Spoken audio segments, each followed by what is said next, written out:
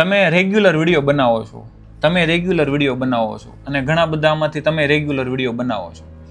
હવે કન્ફ્યુઝન એ છે, હું બનાવતો તો શીખવા આવ્યો અને મારા થોડાક ચાલતા નથી, તો હું રેગ્યુલર વિડીયો બનાવું છું, થોડોક ટોપિક ચેન્જ કર્યો છે, બટ હજી ચાલતા નથી, વ્યૂઝ નથી આવતા, અથવા તો જે સેલ જોઈએ એવો નથી આવતો. એની એક સિમ્પલ છે, અને ઘણા બધા લોકોએ એવું છે કે શરૂઆત કરી છે ને, એટલે એક વિડીયો પછી પાછા અટકી ગયા, 2 વિડીયો પછી અટકી ગયા છે. તો વિમાનમાં જેમ વિમાન જ્યારે ઉડવાનું હોય ને, ત્યારે એનું 100%માંથી 25% ફ્યુઅલ ખાલી ઉડવામાં, નીચેથી જમીનથી ખાલી ઊંચું જવામાં વપરાય જાય, અને પછી જેટલા કિલોમીટર હોય એટલું કાપે ને એમાં 75% ફ્યુઅલ વપરાય.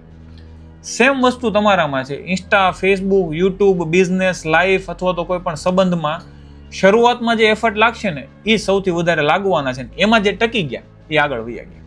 તમે રેગ્યુલર બનાવો છો તો હવે તમારે શેની જરૂર છે? થોડીક ચેન્જીસની જરૂર છે. જે રેગ્યુલર નથી બનાવતા એને થોડાક પુશની જરૂર છે, એફર્ટ લગાવવાની જરૂર છે. રેગ્યુલર બનાવતા રહેશો એટલે આગળનામાં બહુ મહેનત લાગશે, શરૂઆતમાં બહુ મહેનત લાગશે. 100 રીલ, 200 રીલ, 500 રીલ સુધી વ્યૂ ન આવ્યા, આ ન થયું, પછી એક રીલ અથવા તો એક વિડીયો ચાલ્યો ને તો બધી સાથે સાથે ચાલવા મળશે.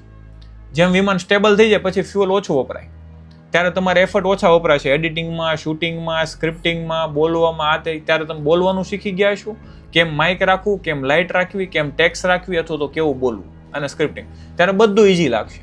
આજે ઇઝી છે પણ તમે ધક્કો નથી લગાવ્યો. એટલે ક્લિયર?